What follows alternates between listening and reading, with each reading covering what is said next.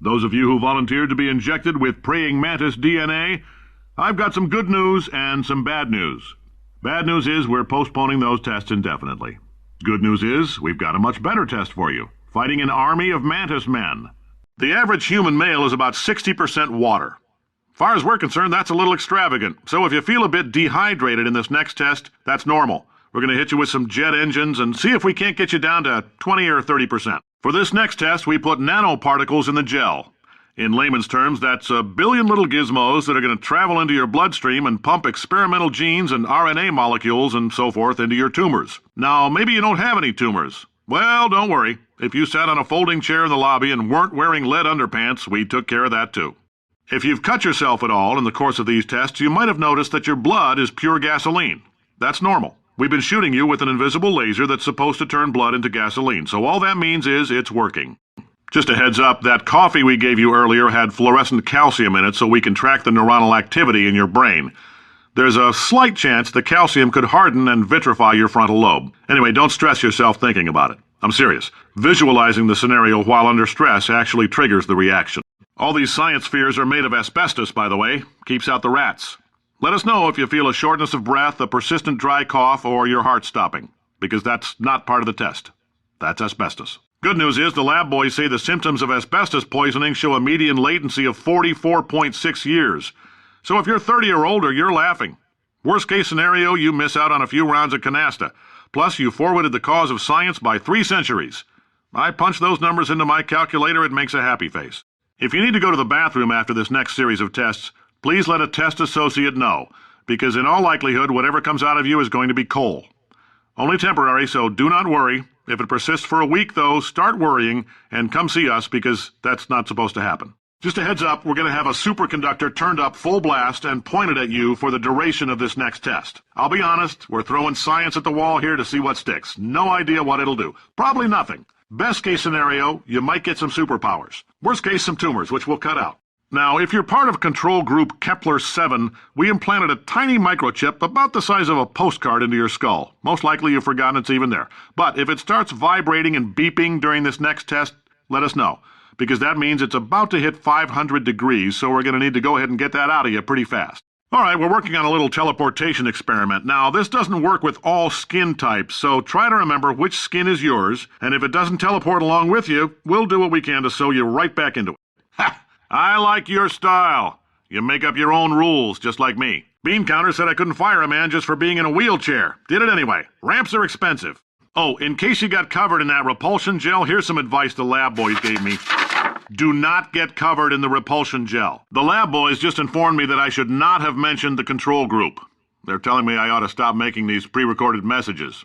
That gave me an idea. Make more pre-recorded messages. I pay the bills here, I can talk about the control group all damn day. This first test involves something the lab boys call repulsion gel. You're not part of the control group, by the way. You get the gel. Last poor son of a gun got blue paint. All joking aside, that did happen. Broke every bone in his legs. Tragic, but informative. Or so I'm told. I'm telling them, keep your pants on. All right, this next test may involve trace amounts of time travel. So, word of advice, if you meet yourself on the testing track, don't make eye contact. Lab boys tell me that'll wipe out time. Entirely.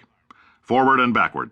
So, do both of yourselves a favor and just let that handsome devil go about his business. Science isn't about why, it's about why not. Why is so much of our science dangerous? Why not marry safe science if you love it so much? In fact, why not invent a special safety door that won't hit you on the butt on the way out, because you are fired? Who wants to make $60?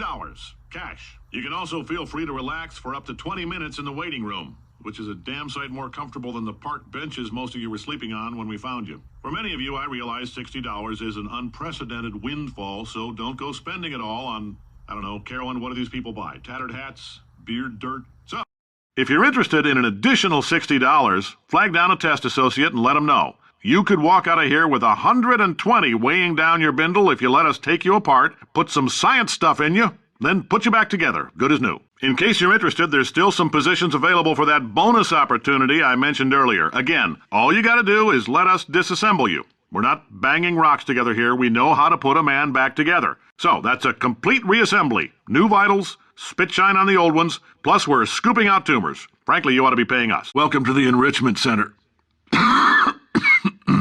Since making test participation mandatory for all employees, the quality of our test subjects has risen dramatically.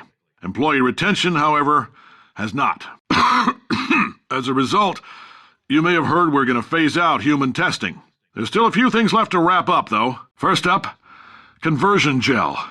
The bean counters told me we literally could not afford to buy $7 worth of moon rocks, much less 70 million. Bought them anyway, ground them up, mixed them into a gel. And guess what? Ground up moon rocks are pure poison. I am deathly ill. Still, it turns out they're a great portal conductor.